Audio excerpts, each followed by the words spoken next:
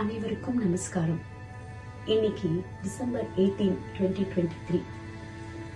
சமீபத்துல தான் சென்னையில பெரிய புயல், மழை, வெள்ளம் அப்படின்னு எல்லாருடைய இயல்பு வாழ்க்கையும் பாதிச்சு நார்மல் லைஃபுக்கு ரிட்டர்ன் ஆயிட்டு இருக்கும் பொழுது செய்திகள்ல வரக்கூடியதான விஷயம் ரொம்ப மனசுக்கு கஷ்டமா இருக்கு. தமிழகத்துடைய தெற்கு மாவட்டத்துல எல்லாம், திருநெல்வேலி, தூத்துக்குடி ஆகிய இடத்துல எல்லாம் வரலாறு காணாத அளவுக்கு மழையும் வெள்ளமும், மக்கள் கூட்டம் கூட்டமா அவ வீடுகளை விட்டு வெளியேறக்கூடியதான ஒரு நிலைமை.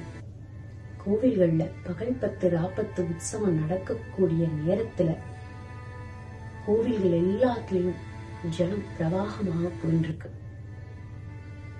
திருப்பாவைக்கு உகந்த மாசமான மார்கழி மாசத்துல ஆண்டாள் தாயார் எல்லோரும் நன்னா இருக்கணும் அப்படின்னு வேண்டிட்டு, தேங்கின்றி நாடெல்லாம் திங்கள் மும்மாறி பெய்யணும் அப்படின்னு வேண்டின்ற நிலைமை மாறி முறை மாறி மழை பெஞ்சிட்டு இருக்கு.